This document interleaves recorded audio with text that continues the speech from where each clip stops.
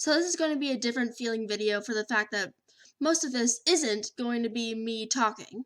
Basically, I've compiled a decent amount of knowledge that I found via YouTube.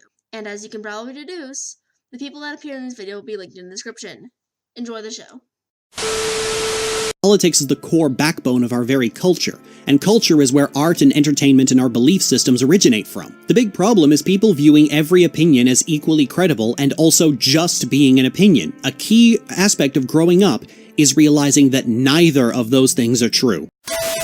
Clinically speaking, if someone confides in you that they have been sexually assaulted, the most helpful response is to be surprised and outraged, to jump up and yell, "What the fuck? That's fucked up!" Because a victim needs reassurance, and reacting as if this news is not normal is exactly the reassurance they need. To react calm and meditative is to imply that you are numb to this sort of thing, that it is so common that you are no longer surprised by it. No victim should ever get that feeling. And when confronted about this, many people will say, "Well, I don't mean for it to come across that way." But what you meant doesn't matter. You still did it. That's what your actions have done. Because we can't talk about the alt-right if we keep portraying them as a break with the conservative tradition. They are the conservative tradition, only more. There's nothing they believe that conservatives don't have a long history of being sympathetic towards. They're just usually more ambivalent about it. No one should ever have a random chance of fighting for the Nazis, and we should never express that there's no meaningful difference between Nazis and Allied soldiers, or that they're functionally interchangeable. And before anyone equivocates and says not all German soldiers in World War II were Nazis, if they were wearing the swastika and are functioning as an arm of the Nazi government, then unless the game goes out of its way to tell you specifically that your particular character is not a Nazi, then they're a Nazi. Oh, and on a similar note, let's please stop forcing people to play as terrorists as well.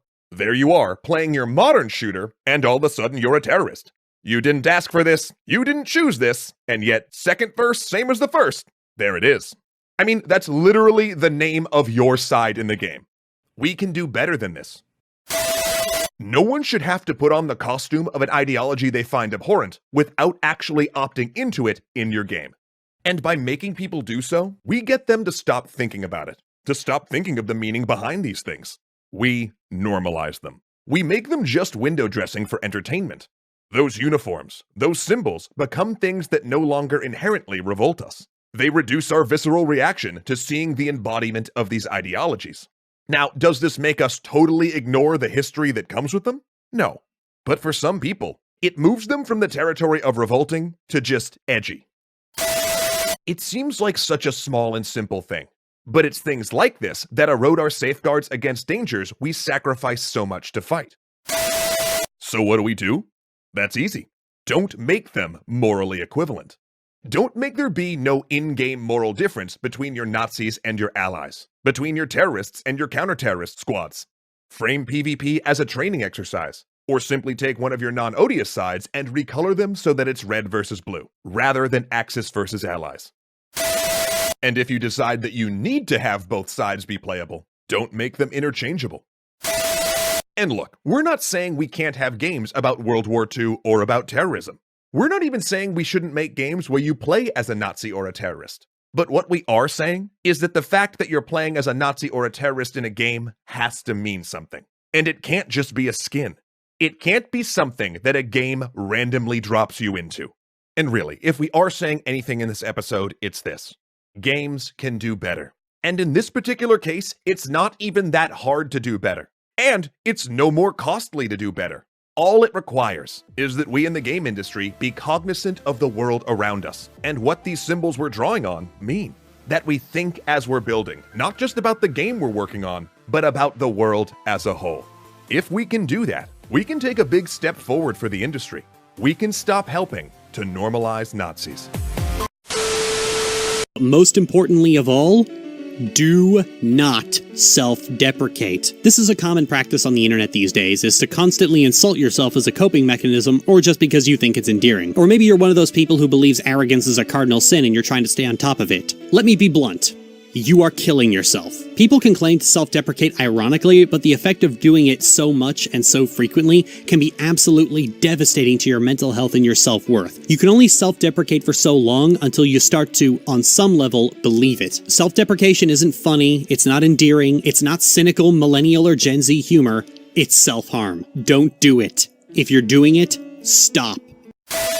Lastly, I want to touch on something that is a lot more insidious and also a lot more damaging. It can be easy, especially when you deal with mental illness on a chronic basis, to acclimate to a mental illness being part of your identity. Part of the fear of medication is the myth that they'll make you into someone else, that you won't be you anymore. And people can attach themselves so hard to their trauma and struggles that recovery can feel like erasure. I don't personally know how to break that belief in people, but I can safely say that you are not your mental illness, and medication and recovery isn't going to turn you into someone that isn't you. It's going to bring you back. Because mental illnesses and trauma turn you into someone else, someone unlike you. And who you are after practicing self-care, taking your medicine, being able to manage these problems and go back to a stable life, that's the real you. Mental illnesses screw with your perceptions, and it can be easy to trick yourself into thinking this is who you are. But it's not. Take your medicine, please, and let the real you come home.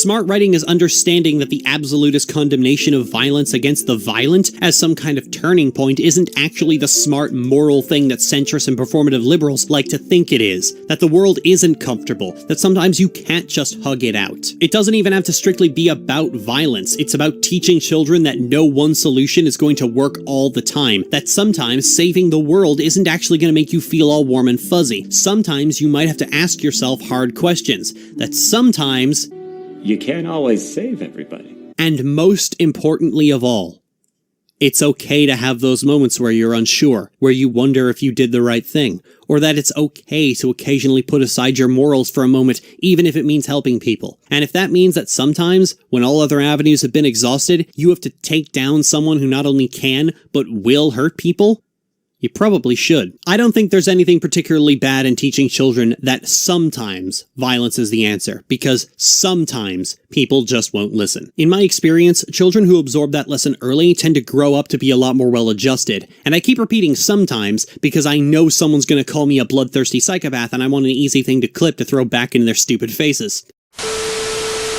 If young me could see how I treated her hard work, what I was doing with it, that I was just kind of shoving it in a folder and saying, nobody look at these, they're really bad, you know, she'd be crushed. She'd stop believing in her own ability to make art.